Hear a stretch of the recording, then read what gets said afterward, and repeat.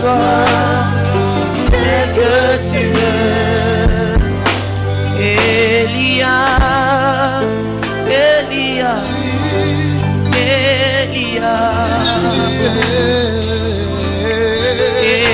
Elia, Elia, Elia, j'attendrai, j'attendrai, oh, jusqu'à ce que ta gloire descende.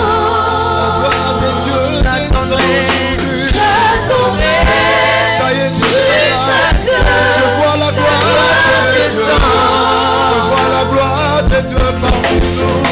j'attendrai, jusqu'à ce que ta gloire descende. Nous allons prier. Seigneur Dieu, merci pour ce temps. Dispose nos cœurs à t'écouter. Dispose nos cœurs à ne parler que de toi. Enlève à nous tout sentiment d'impression.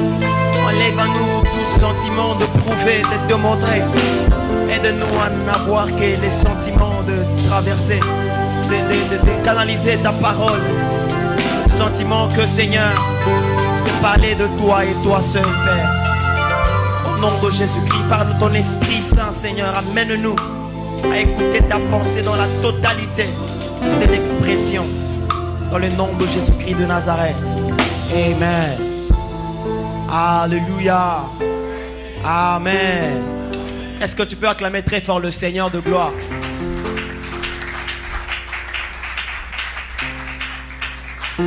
Gloire à Dieu.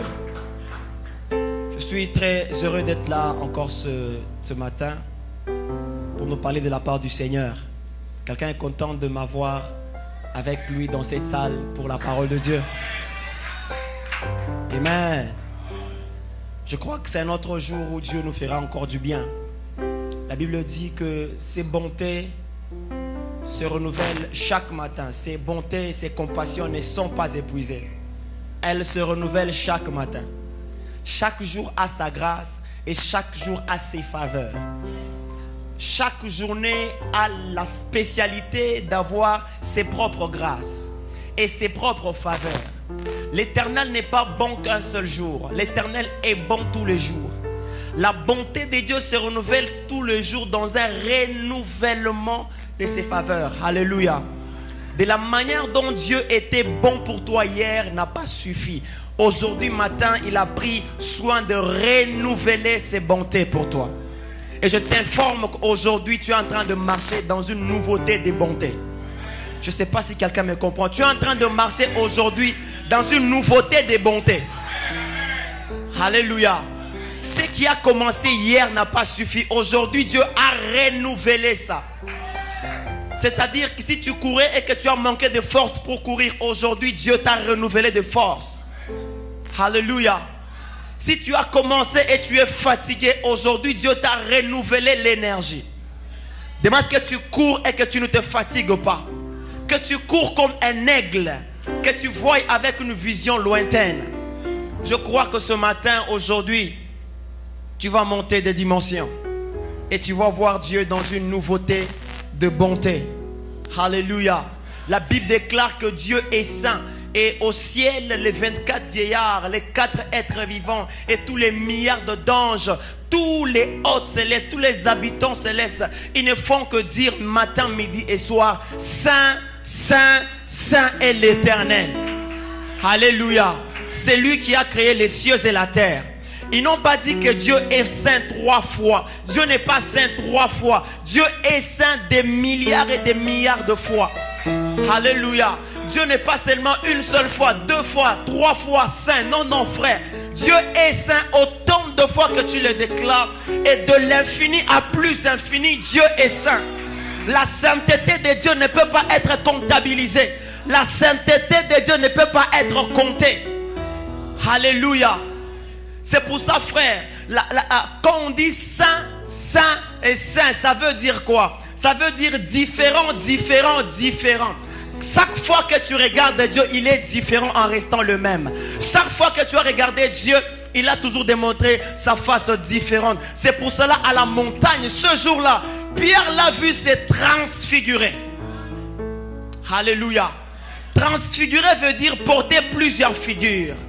Il est le même Dieu, mais il s'appelle Jireh. Le même Dieu Rapha, le même Dieu Sabaoth, le même Dieu Tidkenu, le même Dieu Elohim, le même Dieu El Shaddai, le même Dieu Emmanuel. Alléluia. Je prie que Dieu se transfigure dans ta vie ce matin. Qu'il te montre de nouvelles facettes de sa personne. Qu'il te montre de nouvelles facettes de sa présence. Si tu l'as vu comme pourvoyeur hier, aujourd'hui que tu le vois comme guérisseur. Si tu l'as vu comme puissant hier, qu'aujourd'hui tu le vois comme fort et flamme de feu. Alléluia. C'est pour ça qu'on l'appelle des fois lion de Juda, mais des fois il est l'agneau immolé. Lui-même lion et des fois il est l'agneau. Alléluia. Je prie que Dieu ce matin se révèle comme lion au devant de tes ennemis.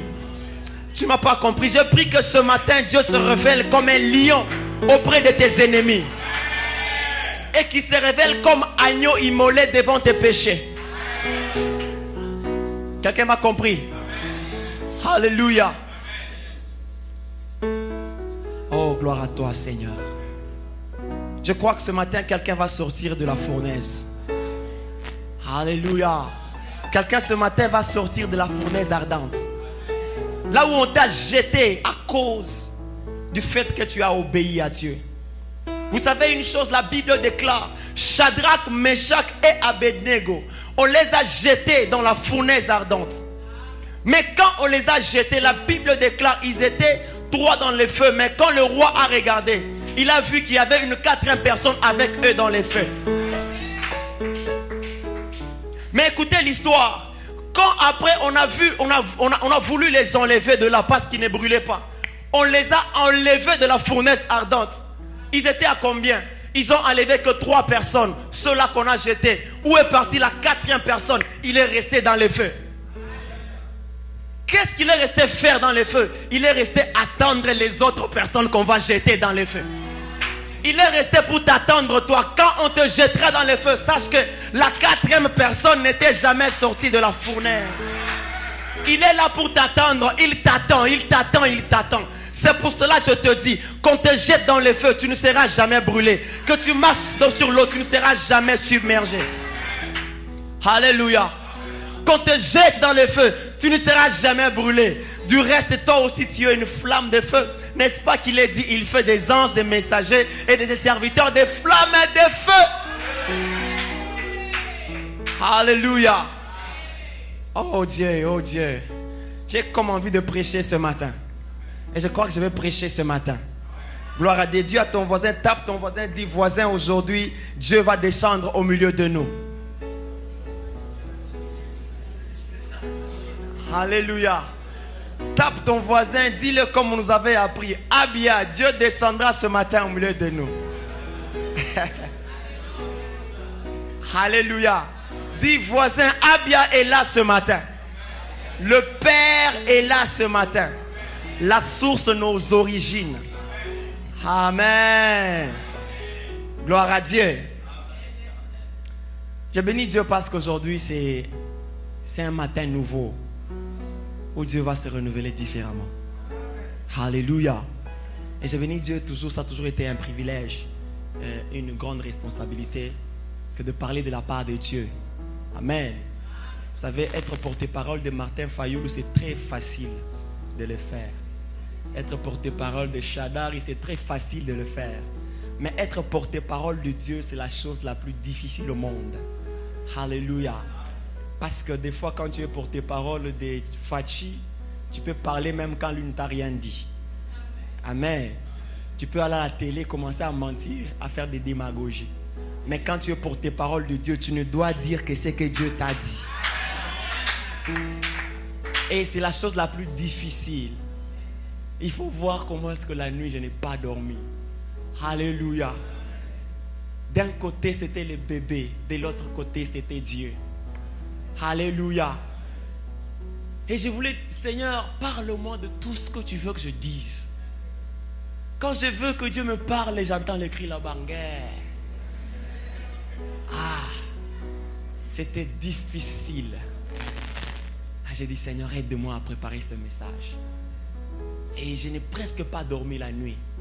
Je voulais que j'aie toute la totalité de la pensée à transmettre ce matin. Et gloire à Dieu, vous savez pourquoi je suis content? Parce que Dieu parle. Alléluia. Dieu donne des preuves, Dieu donne des signes et des confirmations. Je n'ai pas parlé avec l'homme de Dieu quand il donna le verset. C'était encore quel verset? Psaume 50. Il dit qu'il a senti son cœur s'appesantir sur le besoin que le peuple de Dieu doit donner des sacrifices. Le peuple de Dieu doit donner des offrandes à Dieu et que 2019 doit être une année pour fleurir. C'est ça qu'il a senti dans son cœur. Et là que j'étais aussi, c'est la même chaleur qui a brûlé mon cœur. Alléluia. Et aujourd'hui et ce matin, je nous parle des offrandes au nom de Jésus. Alléluia. Aujourd'hui, on parle de l'argent les dimanches. Alléluia. Dieu bénisse l'homme de Dieu, le révérend Batoba. Une grâce apostolique très forte. Alléluia. Si vous ne voyez pas, moi qui suis venu de loin, j'ai vu ça. Amen. Dieu bénisse cet homme. Il n'y en a pas beaucoup qui font ça. Allez, amen. Que Dieu le renouvelle encore et encore. Vous savez, l'humilité n'est pas le fait de marcher avec une grosse Bible en lingala. L'humilité, tu peux être toujours en veste bien sapée comme lui et avoir un cœur humble. Alléluia. Et savoir écouter. Vous savez, Dieu, il est en fait comme ceci. Dieu ne parle pas à chaque minute. Dieu a ses instants qu'il parle. Et à tout serviteur, Dieu fait ça. Dieu ne parle pas comme un perroquet. Dieu parle en des temps bien précis. Et l'humilité d'un homme de Dieu, c'est de savoir écouter Dieu quand il parle. Alléluia. Et l'homme de Dieu, j'ai vu son cœur à lui. C'est quand Dieu lui dit quelque chose, il le fait comme Dieu le dit. Amen. Alors ce matin, avec ses permissions, on parlera de l'argent un dimanche. Amen. Pourquoi on parle de l'argent à l'église? Les gens diront que l'argent, c'est un sujet très sensible. L'argent ne peut qu'être parlé dans l'Assemblée nationale. L'argent ne peut qu'être parlé qu'à l'université où on fait les cours de management et de finances. Parler à l'église de l'argent, c'est un peu dévier la Bible. Laisse-moi te choquer. La Bible a parlé 2000 fois de l'argent, des finances, et 979 fois de la prière. Amen. Dans toute la Bible, l'argent est beaucoup plus parlé que la prière. On parle plus de l'argent que de la sainteté. On parle plus de l'argent que de la prière dans la Bible. Mais souvent, on ne voit pas cet angle. Et même Jésus-Christ, dans l'église de Jésus, il y avait deux départements. Il y avait le département d'intercession et le département des finances. Le président d'intercession, c'était l'apôtre Pierre. Quand chaque fois Jésus voulait prier, il prenait Pierre, président, Jacques et Jean. Venez, on monte à la prière, on monte à la montagne. Un département qui était très actif. Mais entre-temps, il y avait le département des finances. Judas était le président. Alléluia. Dans l'église de Jésus, il n'y avait pas de département de protocole. Dans l'église de Jésus, il n'y avait pas de département des médias. Dans l'église de Jésus, il n'y avait pas de protocole, il n'y avait pas de département de filmage et même des musiciens. Il n'y avait que deux départements, finance et intercession. Alléluia. Et chaque fois que Jésus s'est déplacé, vous savez, la Bible, elle est très complète par le Saint-Esprit. La Bible déclare que même le jour où Jésus a parlé de l'adoration à la femme samaritaine, ses disciples étaient allés faire des achats. D'où est venu l'argent? Du départemental des finances. Donc c'est-à-dire que Jésus avait autour de lui des gens qui le soutenaient. Que Jésus n'était pas un businessman, mais il se rassurait toujours qu'il avait de l'argent dans sa caisse. Alléluia. Et même quand un jour on est venu lui demander de payer l'impôt, il a dit, ok, moi avec l'argent, on collabore très bien. Il a envoyé Pierre, va chercher le poisson. Dans la gueule du poisson, il y aura de l'argent. Alléluia. Vous savez Jésus comment il était? Jésus était ce Dieu qui pouvait se tenir devant un panier des offrandes pour commencer à regarder qui a offert combien. Alléluia. Mais si tu vois pasteur Aimé commencer à faire ça, avant la fin de la journée, il recevra des insultes comme pas permis. Alléluia. Pasteur Wanina Romina Musuni wana Musuni. Otala mbongo isa mbongo na ngai to mbongo na ye. Non pesa bona nzambi. Jésus lui-même le maître, la Bible déclare soyez mes imitateurs. Christ veut que nous puissions l'imiter. Donc c'est-à-dire quand je fais ça, je te regarde, j'imite Jésus. Alléluia. Jésus ne blaguait jamais en matière d'argent. Parce qu'il savait que l'argent était très important dans le ministère. Écoutez frère, l'évangile est gratuit, mais l'évangélisation n'est pas gratuite. Alléluia. L'évangile est gratuit. Vous avez reçu gratuitement donné. Mais pour avoir ce micro, je ne peux pas aller à Guitare Scène là-bas pour dire que non, moi je suis un évangéliste, donnez-moi ce micro. Ils ne vont pas accepter. Il faut que je paye avec l'argent. Alléluia. Donc l'argent a une place dans l'église. Parler de l'argent est très biblique et très évangélique. Parler de l'argent est très spirituel. Alléluia. Un homme spirituel pense à l'argent. Un homme spirituel parle de l'argent. Un homme spirituel sait comment gérer l'argent. Alléluia. Vous savez, nos vieux papas de l'époque pensaient qu'ils étaient très spirituels, à telle enseigne qui s'habillait mauvais, à telle enseigne qui parlait mal, à telle enseigne qui ne voulait pas s'instruire, parce qu'ils voyaient que l'argent était devenu diabolique. Alléluia. Et même une église a commencé à confondre pauvreté spirituelle et pauvreté normale, en disant que nous sommes des pauvres en esprit. Dieu nous a dit, soyez pauvres en esprit. Dieu n'a jamais autorisé aux chrétiens d'être pauvres. Alléluia. Et quand cela a commencé, quand cette église a commencé à communiquer cet évangile, ils se sont rendus compte que dans les paniers des offrandes, spécialement en France, l'église mère, qu'on a toujours appelée entre guillemets, ils se sont réalisés, les prêtres ont réalisé que dans les paniers des offrandes, il n'y avait que de 1 franc français, de 1 franc français, de 1 franc français. Je dis, mais qu'est-ce qui se passe? Mais vous avez prêché la pauvreté spirituelle à l'église. Alléluia. L'église du temps de la fin, c'est une église riche. La Bible déclare par les prophètes âgés que Dieu remplira l'église du temps de la fin par l'abondance des richesses. Dieu ne nous a jamais appelés pour être pauvres. Dieu nous a appelés pour être riches. Et on apprend la richesse à l'église. Écoutez, la richesse s'apprend à l'église. La richesse s'apprend à l'église. À l'école, on n'apprend pas tout. Mais à l'église, on apprend tout. Parce que le Saint-Esprit est plus intelligent que les professeurs d'université. Le Saint-Esprit est plus intelligent que nos professeurs d'université.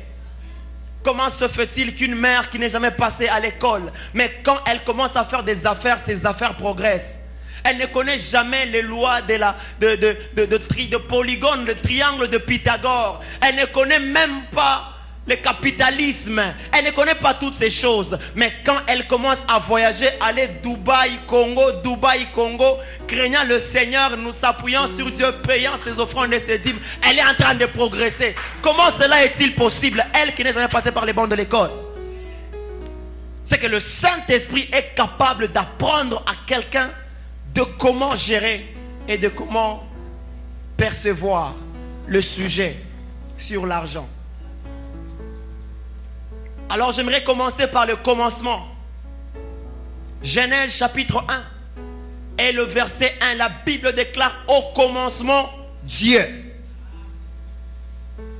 Les 3 premiers de la Bible nous disent au commencement Dieu. Regarde bien dans ta Bible, mais dans toutes les Bibles qui sont Bibles, il y a cette phrase. Si ta Bible n'est pas une vraie Bible, alors change de Bible. Au commencement, Dieu créa et la suite. Est-ce que tu as trouvé ça? Est-ce qu'on peut tous dire ensemble 1, 2, 3? Ok. Le livre du commencement commence par au commencement. au commencement, Dieu créa. Dans la création de Dieu, en fait, dans le commencement de Dieu, il y a la création tout d'abord. Dieu créa les hommes, Dieu créa les cieux et la terre. Une bonne information pour quelqu'un qui est trop scientifique. Tous les êtres humains sur la terre sont les fruits de la création de Dieu et non jamais les fruits de l'évolution humaine. Dans la Bible, l'évolution humaine n'existe pas. Tous les êtres humains sur la terre sont les fruits de la création de Dieu.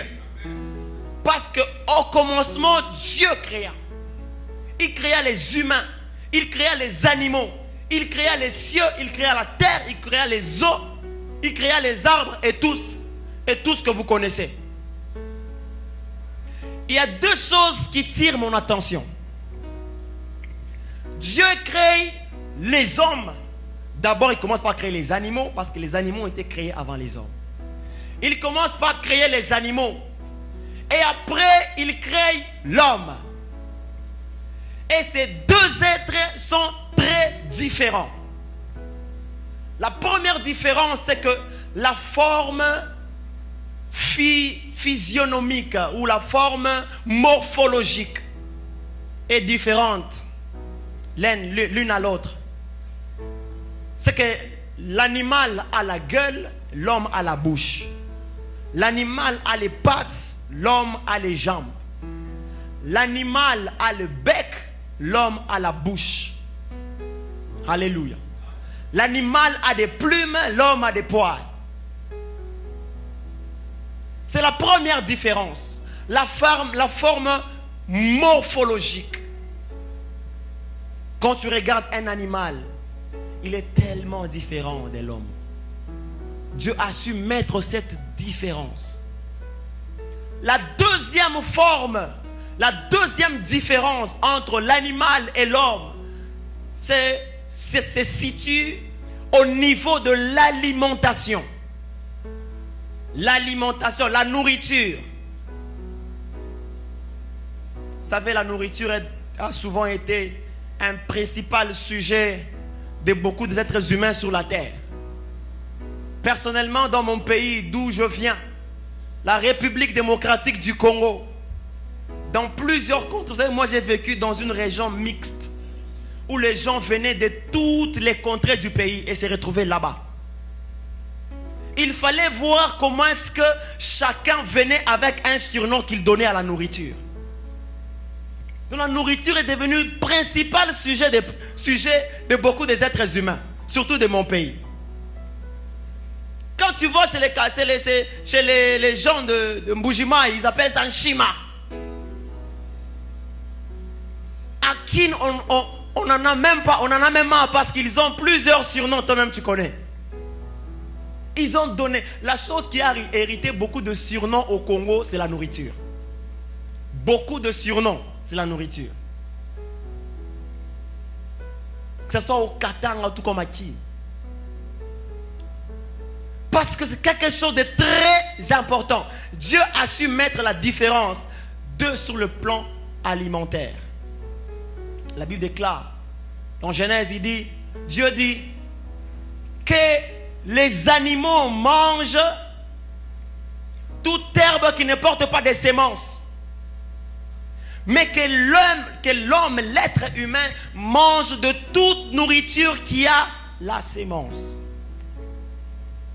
C'est la plus grande différence entre l'humain et l'animal. Selon la Bible, l'animal mange les choses qui n'ont pas de sémence. Et l'homme mange les choses qui ont de la sémence en elle. La nourriture des hommes a de la sémence. C'est pour cela que la Bible déclare que l'oiseau ne sème ni ne moissonne, mais il mange. Comment il mange? Parce qu'il n'a pas de il mange la nourriture qui n'a pas de sémence. Mais l'homme doit cultiver. La Bible déclare quand Dieu a placé Adam et Ève dans le jardin, il dit pour qu'ils cultivent. Et aussi longtemps que le soleil et la terre existeront, la loi de la semaille et de la moisson ne cesseront point, dit la parole de Dieu. C'est que l'homme, pour qu'il mange, il doit prendre sa nourriture, il extrait la sémence et puis il va s'aimer pour qu'il mange demain. Alléluia. Si tu manges ta nourriture avec la sémence, tu es en train d'hypothéquer ta génération. Si tu manges ta nourriture avec la sémence, tu es en train de réduire à néant la génération et ta postérité. Combien de parents ont hypothéqué et vendu leur génération parce qu'ils ont mangé la nourriture et leur sémence? Alléluia. Beaucoup de parents, beaucoup d'enfants aujourd'hui sont en train de souffrir parce que papa a mangé la sémence. Ne pensez pas que tous les chègues qu'on voit, ce sont des chègues sorciers. C'est des fois aussi parce que papa et maman ont mangé la sémence. Et aujourd'hui je souffre parce que papa n'a pas sémé. Parce que papa a mangé toute la sémence. Alléluia. La sémence ne se mange pas. La sémence n'est pas comestible. La sémence est à jeter en terre. De là que ça vient. La sémence a comme une force de pesanteur. Quand chaque fois tu la tires du sol, elle a une force de pesanteur qui chaque fois réclame de rentrer de là qu'elle vient. La sémence. J'ai pris que tu ne sois pas ce parent dont les enfants vont aller fouler les cimetières et dire: si nous sommes aujourd'hui en train de souffrir, c'est parce que papa, toi qui es mort, tu as mangé la sémence. Alléluia. J'ai pris que tu ne sois pas ce parent dont les enfants vont devoir insulter tous les jours que si tu as boéza, maman prend l'air qui sémence. Il a tout mangé. Et les enfants sont restés en train de souffrir. Alléluia. La sémence garantit le lendemain. La sémence garantit la survie de demain. La sémence garantit la survie de demain. Alléluia. Quand tu manges la sémence, il y a deux conséquences. Imaginez-vous, vous êtes devant un avocat. Ok, qui connaît un avocat ici? Tout le monde. Gloire à Dieu. Je ne parle pas de l'avocat du tribunal. Je parle de l'avocat fruit. Amen. Si tu prends un avocat et que tu veux le manger, c'est quoi ton premier réflexe? Enlever le noyau. Alléluia. Vous me permettrez à la fin de ce message, je vais laisser droit à 2 personnes, au maximum 3 personnes, de poser les questions. Une question, et après on va prier. Alléluia. Parce que l'enseignement doit être compris dans la totalité et que nous ne puissions pas avoir des cristaux d'ignorance. Amen. Alors le premier réflexe c'est quoi? C'est d'enlever quoi? Le noyau. Alors, s'il t'arrivait de manger les noyaux, quelles sont les conséquences? Il y a 2 conséquences. La première conséquence, c'est qu'il y a possibilité qu'on ne te trouve plus demain dans les domaines des avocats.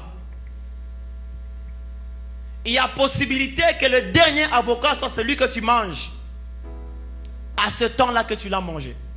Si tu manges le noyau. Mais si tu prends le noyau, tu le jettes en terre.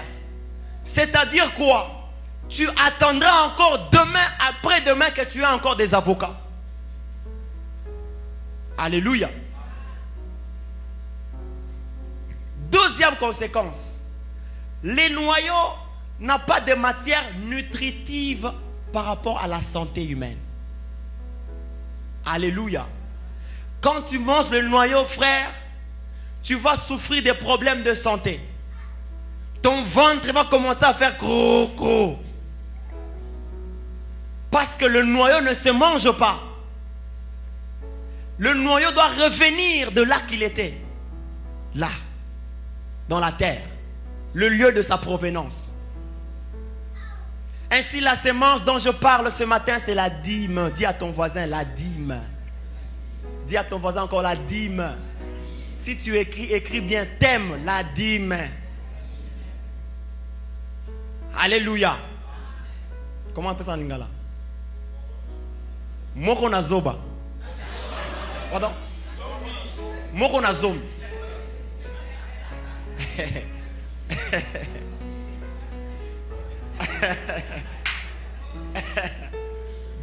Alléluia. Ah, c'est moi qu'on a un dixième, hein? Ah, ok, c'est bon. La dîme. En Swahili, c'est comment, papa? Shekumi. Ah, c'est différent en Swahili. Hein? Gloire à Dieu. En Chiluba, c'est quoi, Poli? Tchadjikoum.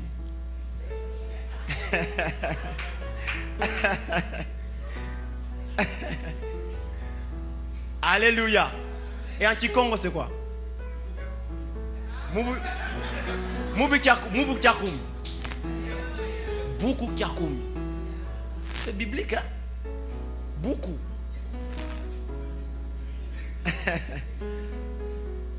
Amen. La dîme. C'est de ça que nous parlons aujourd'hui.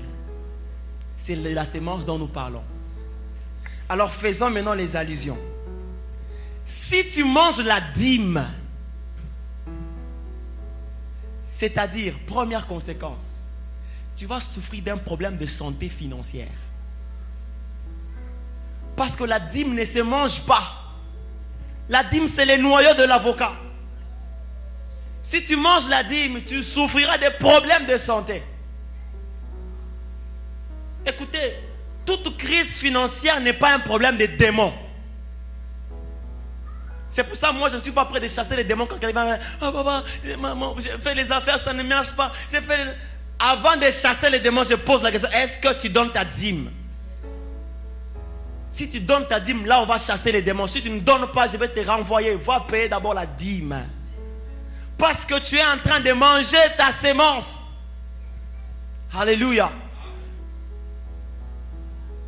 Deuxième conséquence, quand tu ne payes pas la dîme, c'est qu'en dehors du fait que tu vas souffrir d'un problème de santé financière, tu auras aussi des problèmes dans tes finances. C'est que tu es en train de bloquer, d'hypothéquer toutes tes chances de réussir en argent. En matière d'argent, c'est difficile qu'on puisse te retrouver prospère. Tu coupes court à la prospérité financière parce que tu as mangé la sémence. Dis à ton voisin, la sémence ne se mange pas. La sémence doit revenir sous terre. Beaucoup de nos frères ont mangé leur dîme et leurs affaires ne prospèrent pas. Beaucoup de nos papas, ils ont mangé leur dîme et bien qu'ils travaillent, ils n'est pas prospères.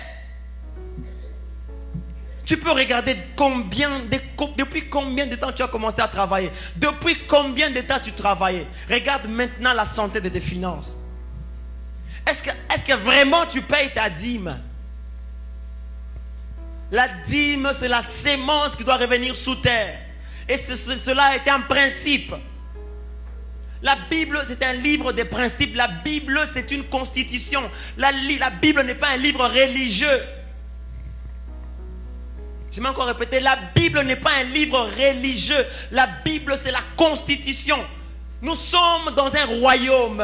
Notre Dieu s'appelle roi des rois. Notre Dieu, il est le roi de notre royaume. Et c'est tout un pays dont la constitution, c'est la Bible. La Bible n'est pas une faiblesse. La Bible est un livre de principes. Tu ne fais pas ça, tu n'auras pas ça. Alléluia. Un principe est tel que 1 plus 1 égale 2. Si tu ne respectes pas l'addition, tu ne verras jamais 2. C'est ça la Bible. Aussi longtemps que la terre et le ciel subsisteront, la loi de la semaille et de la moisson ne cesseront point. Ça, c'est un principe biblique. Alléluia. Tu sèmes et tu récoltes. Tu ne sèmes pas, tu ne récoltes pas. J'aimerais vous dire ce que la prière ne peut pas faire. La prière ne peut pas s'aimer à ta place. Ok.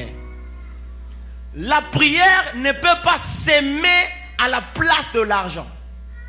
Il y a des choses, tu peux jeûner, tu pries, ça ne va jamais partir. Il y a des choses, tu peux dormir par terre, tu appelles tous les bishops que tu connais. Ça ne va jamais partir.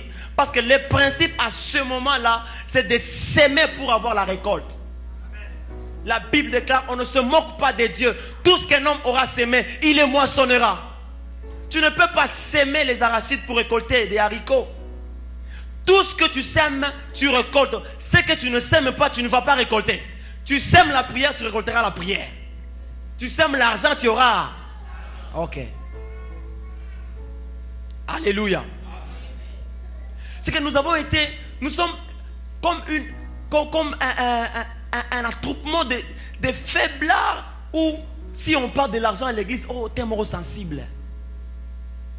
Vous savez, le diable, son rôle, c'est de faire tout pour nous empêcher à toucher à la connaissance. Parce qu'il est le prince des ténèbres. Le prince des ténèbres veut dire le prince des ignorants, car le mot ténèbres en hébreu c'est transmis par ignorance. Il est le prince qui règne parmi les ignorants. Le projet de diable sur ta vie, c'est de t'empêcher toujours de connaître la vérité. Toujours de connaître la vérité. Car même la vérité, c'est la première délivrance de la vie de l'homme. Vous connaîtrez la vérité et la vérité vous affranchira. D'autres versions disent, vous connaîtrez la vérité et la vérité vous délivrera. Alléluia. Vous savez, des fois, nous ne devons pas commencer à trop faire des gymnastiques spirituelles inutiles. Des gymnastiques spirituelles inutiles. Gloire à Dieu, dans notre église où nous sommes bien balancés. Nous sommes bien équilibrés. C'est qu'ici, on parle, on bombarde. Ici, on bâtit les hôtels. Ici, on bombarde. Ici, on sème. C'est ce qui fait que nous puissions être prospères. Alléluia. Regardez les santé des serviteurs de cette église. Ils sont tous de bonne santé parce qu'ils sont balancés. Alléluia. Et nous devons aussi apprendre à être balancés. Balancés. Et ne pas trop être spirituel, chassant trop les démons, même quand il n'y a pas de démons. Des fois, il n'y a pas de démons. Des fois, c'est un problème de s'aimer. Des fois, c'est un problème de donner ta dîme pour que tu vois la prospérité de tes affaires. C'est un principe. La Bible déclare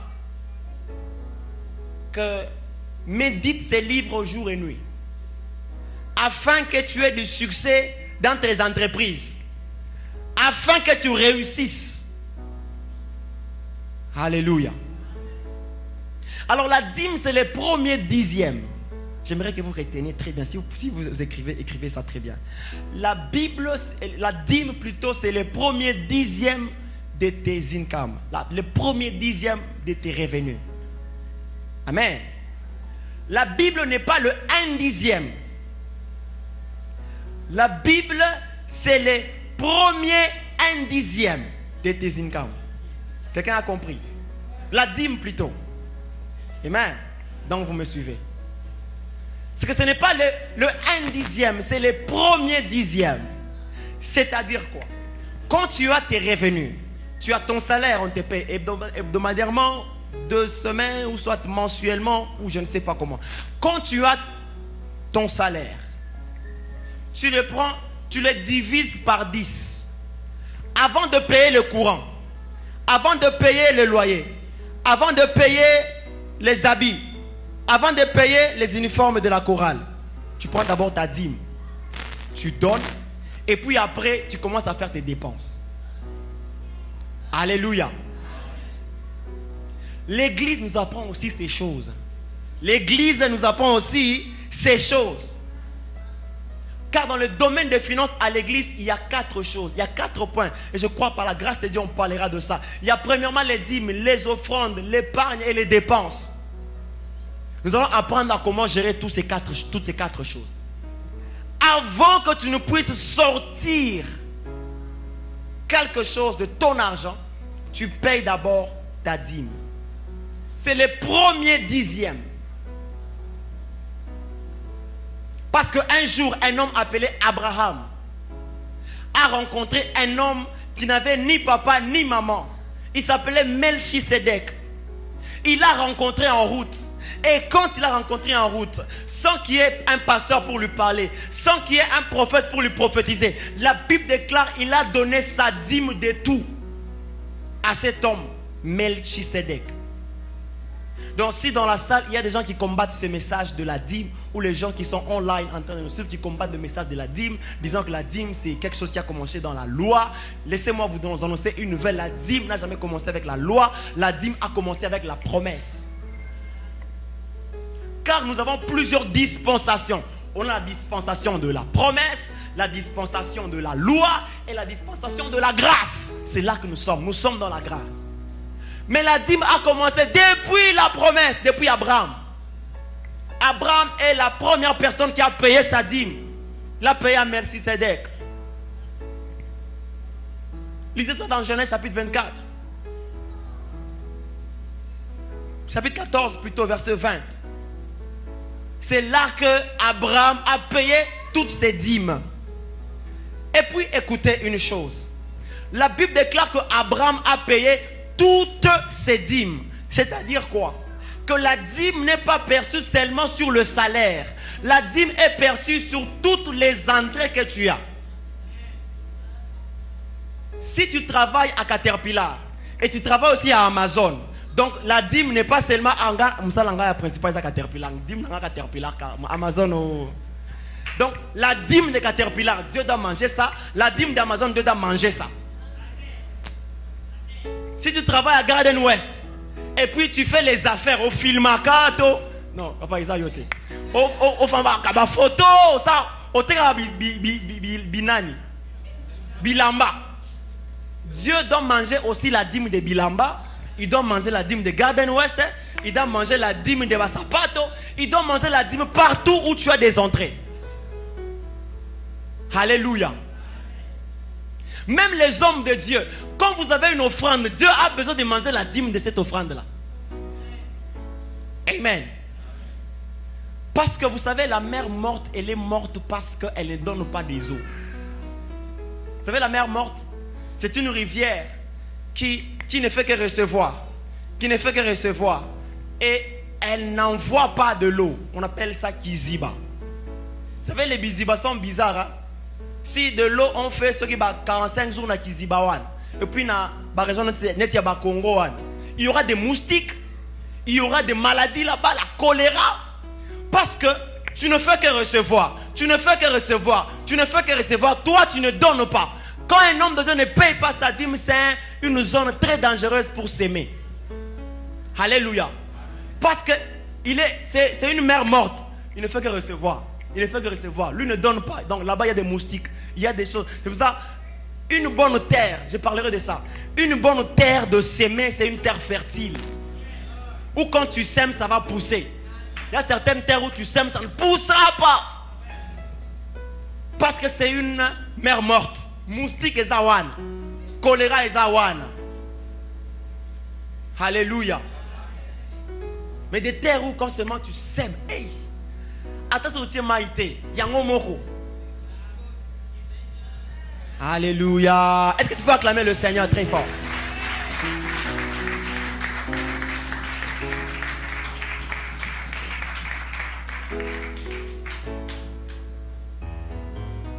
Papa, c'est 13h juste ou 13h, mon léka? Tu vois pas bien la lumière? Boum. Ici, c'est 5.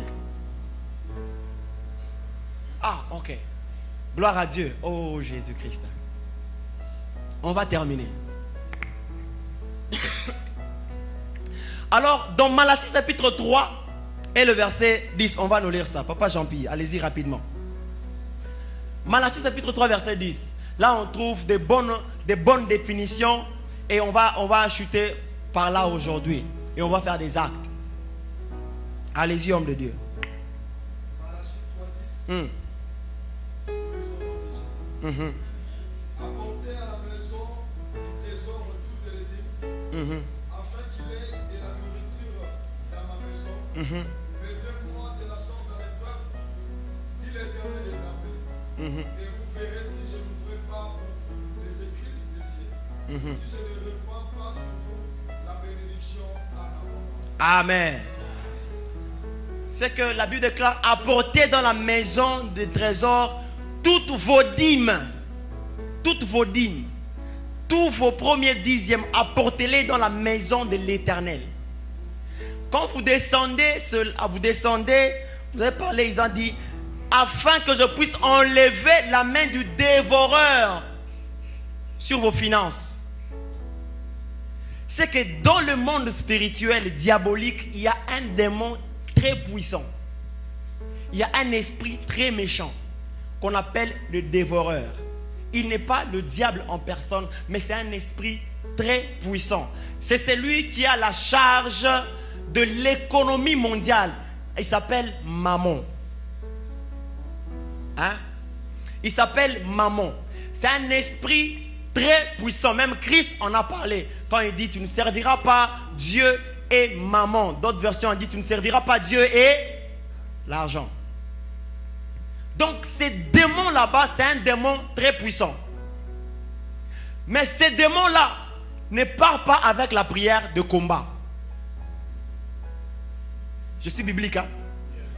La Bible déclare: payez vos dîmes dans la maison du trésor, afin que moi, Dieu, j'enlève la main du dévoreur sur vos trésors. Ah. Ce n'est pas que payez vos dîmes afin que vous détruisiez le dévoreur. Maman ou le dévoreur, c'est un esprit qui ne bouge que sous la main de seul Dieu. Alors, ta dîme donne comme de l'énergie dans les mains de Dieu pour prendre la main de maman et de l'enlever de tes dîmes, de tes trésors. Je suis encore dans la Bible. Alléluia. La Bible dit: afin que moi, Dieu, j'enlève ma main. Que je prenne ma main. Alléluia. Sans oublier qu'il avait aussi dit que non, vous marcherez sur les serpents, sur le scorpion et sur le puissant des ténèbres, rien ne pourra vous nuire. Ok, je marche sur la maladie, je marche, tout. Mais sur les dévoreurs, je paye ma dîme. Suis-je encore biblique? Amen. Alléluia. C'est la vraie parole de Dieu. La clé de la prospérité financière, c'est la dîme, la sémence. Payer à Dieu ce qui appartient à Dieu. Et vous savez, l'argent ne nous appartient pas. Toutes les richesses du monde appartiennent à Dieu. Tout ce que tu as, c'est pour Dieu. Toi, tu n'es qu'un manager, un gestionnaire. Vous savez, les gestionnaires ne sont pas des CEO. Les gestionnaires, on peut aussi les virer quand ils gèrent mal. Mais le chef de l'entreprise, c'est Dieu. C'est Dieu qui a tout. Mais il prend toi et dit: ok, toi, tu es gestionnaire. Ndakuana, bana wana, mbongo wana nyonso. Bon, toi, je te donne 2 millions dans ton compte. Gère pour moi ces 2 millions-là. Il te place là comme manager de tous ces petits trésors réunis. Alors quand tu gères mal, il peut t'enlever. C'est pour ça que quelqu'un peut être riche pendant 16 ans et devenir pauvre dans 2 jours. Parce que Dieu l'a substitué. Il l'a enlevé. Comprenez que nous n'avons rien eu de nos efforts. Tout ce que nous avons eu, c'est par la grâce de Dieu. La Bible déclare: ne vous vantez pas de vos avoirs, mais vantez-vous d'avoir Christ dans vos cœurs. Alléluia. Les voitures que tu as ne sont pas tes efforts. D'ailleurs, tu gonfles inutilement et pour rien du tout. Parce que si le propriétaire en a besoin, tu n'as qu'à te soumettre. Si tu refuses, il utilisera la force. Vous savez, dans les temps anciens, monter sur un anon, c'était quelque chose de cher. À Jérusalem, quand Christ est arrivé, il collait en punda. Et il était allé voir, il a dit: non, détachez le mpunda qui est là-bas, dis à ces gens-là que le maître en a besoin. Qui était là quand Jésus avait attaché cet anon là-bas? Personne ne l'avait vu. La Bible ne nous dit même pas qui avait attaché cet anon là-bas sur lequel Jésus était monté. Nous ne savons même pas d'où il était venu. Mais on nous dit seulement qu'il y avait un anon qui était attaché quelque part. Mais Dieu lui-même qui avait attaché ça, il dit donc, allez, prenez-moi là-bas, dites-leur que le maître en a besoin. Et il est entré à Jérusalem sur un anneau. On voit ça un peu facilement, on dit non, un anneau c'est rien. À ce temps-là, monter sur un anneau, c'était comme à présent rouler dans de belles voitures. Donc Jésus n'était pas quelqu'un de simple, de déjà humilité. Jésus était cet homme qui avait une robe à 100 coutures, fin lin, cher. Et l'eau, cher ma case. Alléluia. Jésus, même quand il s'habillait, il ne portait pas Walmart.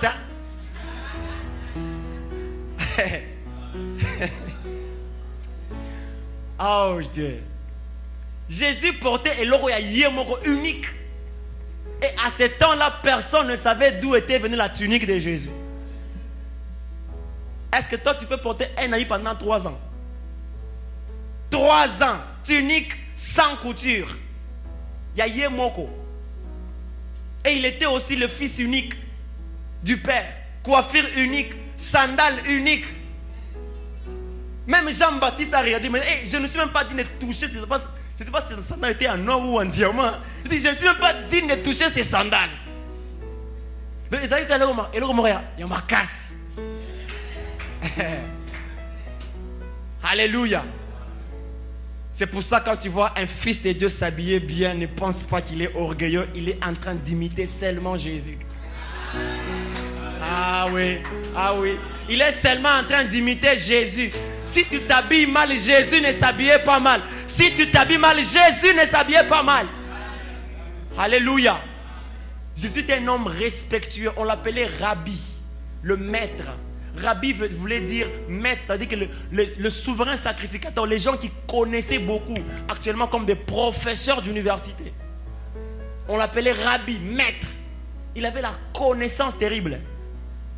C'était pas Mouta, pas Maboy. C'était pas quelqu'un de très, voilà, on peut ça. Non, non, non, non, non. Jésus, il était humble, mais il était puissant. Il ne manquait de rien. Il ne manquait de rien. Comme Jésus c'était un homme qui avait tous les départements. Hermoko boulanger, Hermoko poissonnier, pêcheur. Si les gens ont besoin de manger du pain, il dit ok, je vais dans ma boulangerie. Il commande du pain pour 5000 personnes. Allez, envoyez. Les gens mangent. Donc Jésus n'était pas un moindre, un petit monsieur. Jésus, c'était un grand monsieur. Et je suis fier d'avoir Jésus dans mon cœur. Je le proclame. Alléluia. J'ai dit à un petit musulman au boulot, il voulait m'intimider. Il y avait beaucoup de gens là-bas. Il commence à parler comme quoi. Cet homme, il dit Jésus, il dit Jésus. Et j'ai levé mon voix et dit, man, I got strong belief in that man, Jesus Christ. J'ai une strong belief. Je crois vraiment en cet homme. Si tu le veux, je te prouverai. Alléluia. N'aie pas honte de parler de Jésus, mais je ne sais pas comment. Jésus, c'est un grand monsieur. L'homme qui a bouleversé l'histoire. Je termine avec la dîme. Je n'ai pas oublié. Je suis dans la dîme. Je termine. Alors les dévoreurs, c'est cet esprit méchant qui nous empêche de prospérer financièrement. C'est que quand tu as l'argent, vous savez l'argent a aussi l'incarnation d'une puissance des ténèbres. Si vous ne savez pas, sachez-le maintenant. C'est même l'argent du Congo, du Zaïre à l'époque. Il avait dans son dessin, il avait la tête du président Mobutu. Une puissance, c'est à partir de cela que même la corruption, même la puissance de toutes ces antivaleurs sont entrées. Parce que l'argent l'argent ou lui-même avait une très forte puissance d'adoration. À tel instant, c'est lui-même qui est sur l'argent. Alors quand tu payes ta dîme, tu fais d'abord premièrement une chose. Tu rachètes la valeur de ton argent. Alléluia. Quand tu payes ta dîme, tu rachètes la valeur de ton argent. Tu enlèves la main du dévoreur sur tes finances. Et deuxièmement, quand tu payes le premier dixième, Dieu prend soin de 9 dixièmes restants. Ok, je répète ça. Quand tu payes ton premier dixième, Dieu prend soin de 9 dixièmes restants. C'est-à-dire ça, il est en train de les multiplier. Ce que tu as sémé en terre est en train de multiplier les 9 autres dixièmes qui sont restés. C'est pour cela quand quelqu'un paye sa dîme, il est prospère dans ses entreprises. Toi, tu ne comprends pas. Et juste après, les gens ne te payent pas. Vous allez construire un bateau. Et tu ne comprends pas, les choses se perdent. Alléluia. Ma première expérience. Un temps, je ne payais pas aussi ma dîme. J'étais en Afrique du Sud. Avec ma fiancée à l'époque. Je ne payais pas ma dîme. J'ai eu une grosse somme d'argent. Quelqu'un est venu, il m'a payé j'avais une maison d'édition. Un homme de Dieu est venu du Congo, on s'est rencontrés, j'ai dit ok, je vais t'écrire ton livre et ceci, cela. Ok, il a payé déjà une grande somme d'argent. À l'époque, c'était une vraie somme d'argent. En tant que célibataire, c'était beaucoup d'argent. Je dis ok, je dis à ma femme, alors je vais commencer à faire le business. Je suis allé, j'ai payé les histoires. J'ai oublié de payer ma dîme. Ce que j'ai fait, c'est quoi? J'ai payé seulement une petite offrande. Vous savez, payer la dîme de $1000, c'est $100. Acceptable. Payer la dîme de $2200. Un peu acceptable. Payer la dîme de $5000. $500. Ah, 500. 500 Yaboïka. 1, 2, 3, 4, 5. Panier des offrandes. Tu commences un peu à réfléchir. Payer la dîme de $10 000. Ah, c'est presque impossible. Seigneur, toi-même tu connais mon cœur, tu connais ma vie, je suis un adorateur, je t'aime, tu le sais, je te porte dans mon cœur. À ce moment-là, cette chanson ne fonctionne pas. Tu dois payer ta dîme. Alors je n'ai pas payé cette dîme-là, je suis allé, j'ai fait les achats. Je sais que ma fiancée n'était pas contente parce que je n'ai pas payé ma dîme. C'était même à l'époque où j'étais en train d'écrire cet enseignement. Je n'avais pas payé ma dîme. Qu'est-ce qui est arrivé? J'ai envoyé des choses au Congo. Beaucoup de choses de valeur. Quelque temps après, j'ai envoyé premièrement aux gens dont j'avais confiance. Petit Nangamoko. Et là, c'était dans les mains de ma mère, Maman Louise. J'ai envoyé. Quand les choses sont arrivées, il a vu. C'est bonne veste, hein? D'abord ça pour ton grand frère, pour ton père, pour tes petits frères. Il a commencé à distribuer. Et puis là, les gens ont commencé, les gens ont pris à crédit. Et puis après, je dis, maman, est-ce que tu vois pas les gens là? Moi, j'ai plus de force d'aller les suivre. Je veux qu'ils viennent. Ils ne sont jamais venus. L'argent est parti. Je me suis retrouvé avec presque rien du tout. À tel instant que je m'étais dit, si je ne travaillais pas, donc, je vais avoir des problèmes de loyer. Tous les business que j'ai fait par terre. Je me suis rappelé d'une chose. Elle m'a rappelé, est-ce que tu avais payé ta dîme? Hey. C'est ça qui a tout foiré. Depuis lors, j'ai pris l'engagement de commencer toujours à payer mes dîmes. Et chaque fois que je le fais, je vous assure que les choses marchent toujours. Ça marche toujours. Ce n'est pas un encouragement de marcher dans le péché. Vous savez, quand tu payes la dîme, tu as le résultat de ce que tu as payé. Quand tu fais le péché, tu as le résultat de ce que tu as fait. Je n'ai pas seulement à dire ça. Je termine avec le cœur de la dîme. Le cœur de la dîme, c'est ce qu'on appelle l'habitude. Il ne suffit pas de payer sa dîme une seule fois, mais il faut développer la régularité de payer sa dîme. Ce n'est pas quand tu as payé ta dîme une seule fois, ça suffit. On ne devient pas footballeur parce qu'on a joué une seule fois au football. Un footballeur, c'est lui qui joue régulièrement au football. C'est pour être un dîmeur. Il faut avoir la culture de payer tes dîmes assez régulièrement. Alléluia. Quand tu payes ta dîme régulièrement, tu es un dîmeur. Je t'assure, si tu échoues dans tes affaires, viens le témoigner à la chair. Viens dire, moi j'ai payé, je n'ai rien vu. Et on verra si Dieu est un menteur. Alléluia. Mais si tu réussis, comprends que le résultat, c'est parce que tu étais en train de payer ta dîme. Comment calculer sa dîme? Des fois, nous ne calculons pas très bien nos dîmes. Hein? La dîme, des fois, nous la calculons sur seulement le salaire net. Ce que tu as dans ton compte. La dîme se calcule sur le salaire brut. C'est-à-dire, avant bakata impôt. Au soutiré dîme na yo. C'est que ceux qui parfois $15 par heure. Au salaire à 40 heures par semaine. Tu fais $15 fois 40 heures. Tu as combien, collégien? 6 000. 600. Tu as $600. Ta dîme, c'est $60. Même si ton salaire dans ton compte va entrer de 450 à cause des impôts qu'ils ont coupés.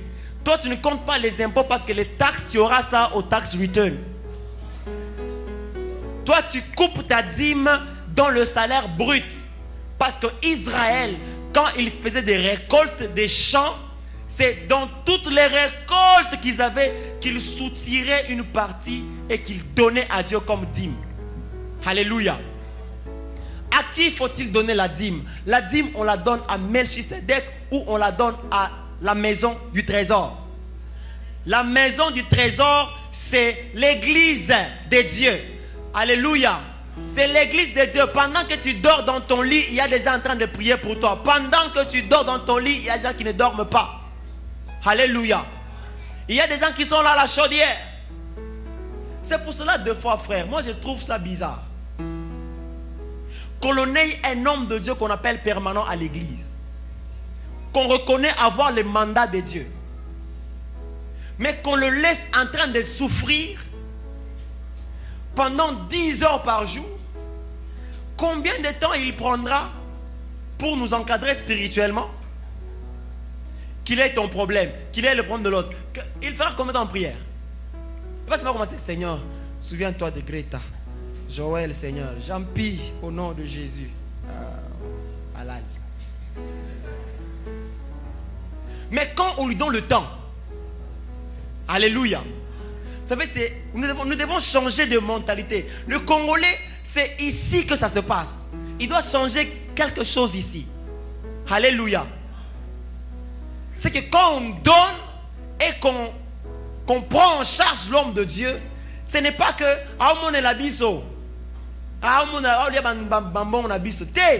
c'est biblique. C'est son travail. Il a été appelé pour ça. Ce n'est pas toi qui l'as appelé, c'est Dieu qui l'a appelé. Il est à l'office pour ça. Permettons-lui d'être là-bas au bureau. Permettons-lui de venir le matin. Il quitte la maison à 8 heures. Il vient au travail. Il reste là-bas dans son bureau. Tout le monde peut l'avoir à chaque temps par rapport à son programme. Vous savez, les blancs aussi, ils font bien. Ça permet à la régularité de la vie d'entretien de l'église. Alléluia. Ça lui permet de gérer beaucoup de choses de l'église. On est nombreux, on peut se dire, pasteur, à partir d'aujourd'hui, tu ne pars pas au boulot. Arrête, dépose ta démission. Reste là-bas. Alléluia. Et nous nous organisons pour le prendre en charge. Pour faire à ce que ta famille ne manque de rien. Pour faire à ce que ta femme ne manque pas de s'habiller. Tes enfants ne manquent pas d'étudier. Et c'est là que Dieu nous bénira. C'est là que Dieu nous bénira. Parce que c'est ça notre terre. C'est là que nous s'aimons. C'est ça notre maison de trésor. Les Congolais sont des gens, quand ils peuvent leur dire, ils cherchent même à savoir combien est entré dans la caisse. Ça va te de pécher inutilement. Tu cherches à savoir pourquoi. C'est ton problème. Et on va en faire combien? Et on a combien? L'histoire de communiquer même les histoires de fonds dans l'église. En fait, c'est une faiblesse aussi. Nous ne devons pas de faire des choses parce que les gens en parlent. Parce qu'on va nous critiquer. Non, non, frère. Nous sommes des éléments bibliques. Alléluia. Nous sommes bibliques. Nous sommes un réseau de prières. Il faut faire circuler les réseaux. S'il n'y a personne qui soit permanent, frère, comment on circulera? Comment on circulera? Ce qui fait que tu viens des fois l'après des vendredis, il n'y a aucun serviteur, tous sont au travail. Et tu viens seul, tu pries ici. Certaines choses ne prient pas par ta prière, ça part avec la prière de l'homme de Dieu. Je suis biblique, oui. Certaines choses tu prieras seul, ça ne marchera pas. Tu dois prier avec un Élie à côté. Certaines choses tu chasseras, ça ne partira pas. Tu dois rentrer vers Jésus. Jésus, j'ai prié, j'ai chassé, ça ne monte pas. Il va te montrer la méthode. Alléluia. Ce n'est pas le culte de personnalité ni diviniser un homme de Dieu. Écoutez, l'onction de Dieu a toute sa différence. Il a l'onction de faire ces choses. Alléluia. Deuxièmement, la dîme, on la paye à Melchisédek. Melchisédek, c'est ton père spirituel. Melchisédek, c'est ton père qui t'a engendré dans la foi. Tu es dans une ville, tu nous suis en ligne.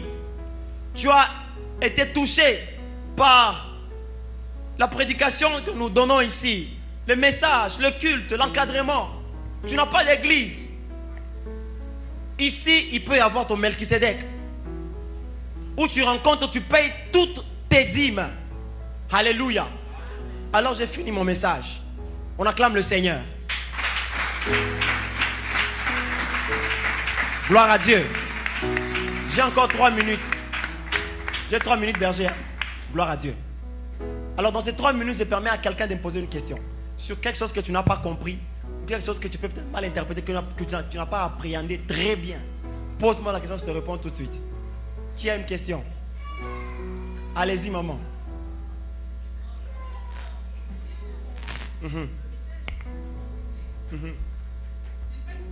Ok. Ok.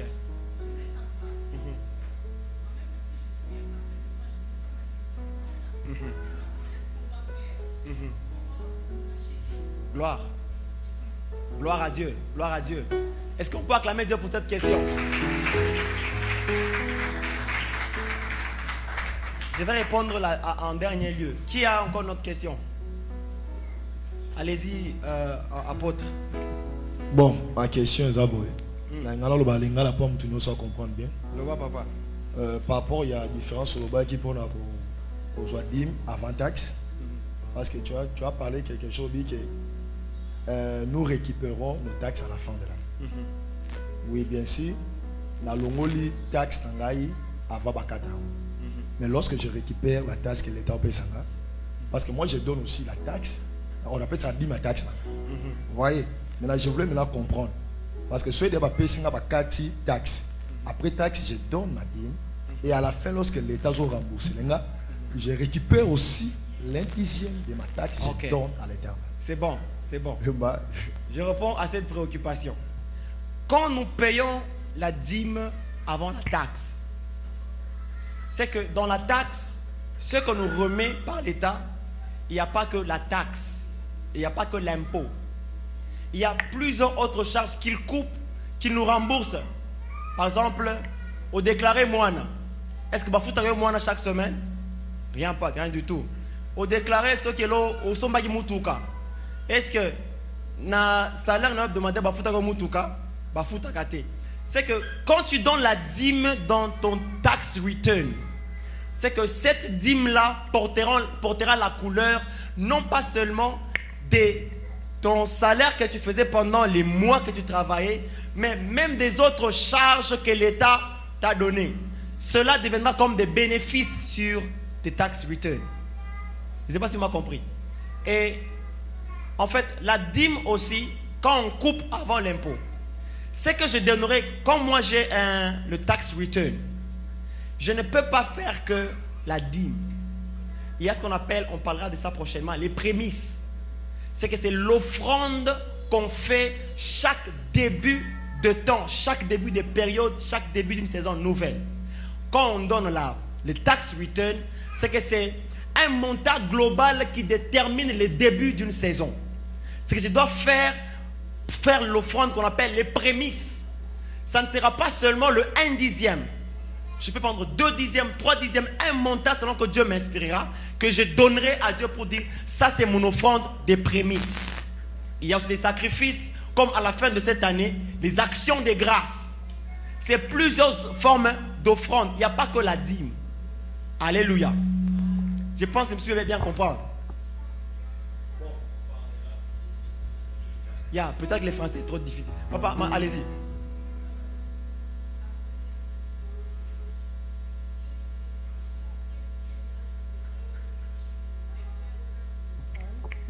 Des sacrifices et non des dîmes. Et puis, une autre question, j'ai toujours eu cette préoccupation. Une église donne-t-elle la dîme? Pardon? Une église donne-t-elle la dîme? C'est bon. La personne qui fait des offrandes et qui ne donne pas des dîmes, c'est une personne très incomplète. Parce que la dîme, c'est un principe. Elle est différente des offrandes. Ça veut dire qu'au-delà des offrandes que tu fais, tu dois d'abord payer la dîme. La dîme, c'est la première offrande que tu fais. Alléluia. Et l'église doit aussi payer sa dîme. C'est-à-dire que comme nous sommes ici, le visionnaire de cette église a aussi son père spirituel.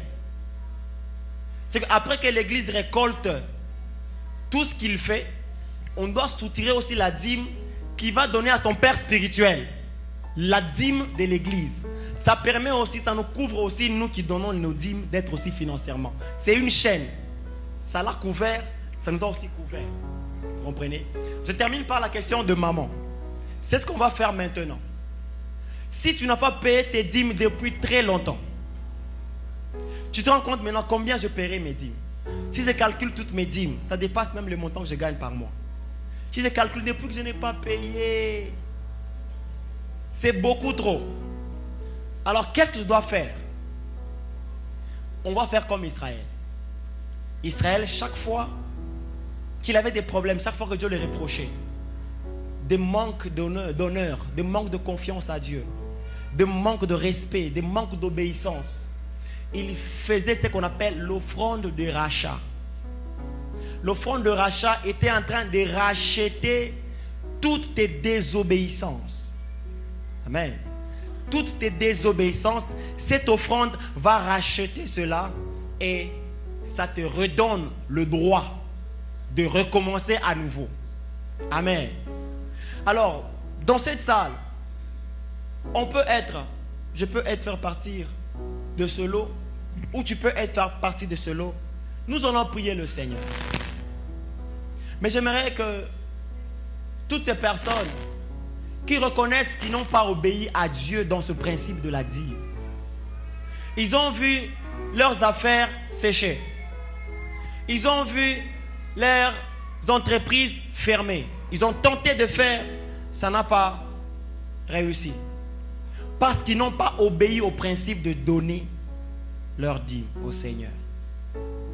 J'aimerais que si tu te reconnais, si vraiment tu te reconnais, on ne va pas dire fermez les yeux, non. Ça va passer devant. Et on va prier pour nous. Et puis on te donnera une enveloppe dans laquelle tu feras ton offrande de rachat. Pour dire à Dieu, maintenant je commence. Maintenant je commence. Je peux avoir les enveloppes s'il vous plaît, faisez cher protocole. Si tu te reconnais, nous sommes devant le Seigneur. Ça ne demande pas que tu sois serviteur ou pas. Tu peux l'être, tu peux être serviteur. Mais tu n'honores pas Dieu dans les dîmes. Tu peux passer devant. On peut te remonter l'enveloppe. Et tu vas toi-même faire une offrande de rachat qui va racheter tous tes droits de désobéissance. Et tu vas repartir à nouveau pour construire un lendemain meilleur. Qui est le premier?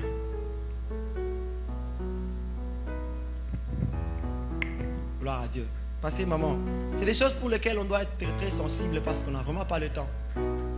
On reconnaît que Dieu, je veux repartir à nouveau. Je veux recommencer. Je te donne mon offrande de rachat.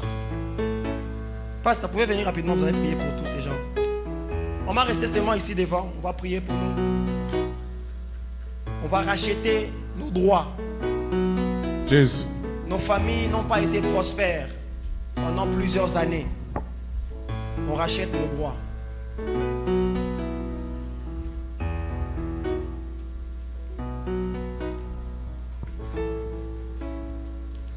d'autre? Les choristes ne prennent pas. Ah, ils payent les dîmes.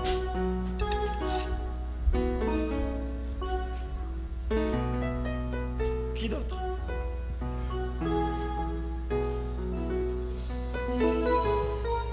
Choristes. Alléluia, les choristes. Et maman, j'ai oublié de payer, j'ai laissé ça. Donc, je ne sais pas si je dois prendre ou pas seulement. Gloire à Dieu. Presque tout le monde nous travaillons ici, donc c'est que c'est un vœu sincère que nous prenons devant le Seigneur. Qui prend le dernier puis on entend la prière. Une reconnaissance. Tu es témoin. Tu es le plus grand prophète de ta vie. Tu n'as pas besoin de mentir à Dieu.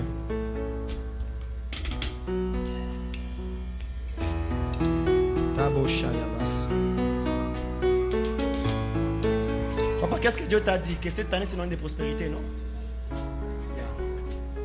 Prospérité, ça veut dire que la prophétie que Dieu lui a donnée, c'est ça. C'est que nous commençons à prospérer à partir de maintenant. Papa. Nous allons fermer nos yeux. Vous savez, quand l'eau est agitée, il ne faut jamais hésiter parce que c'est le temps pour toi.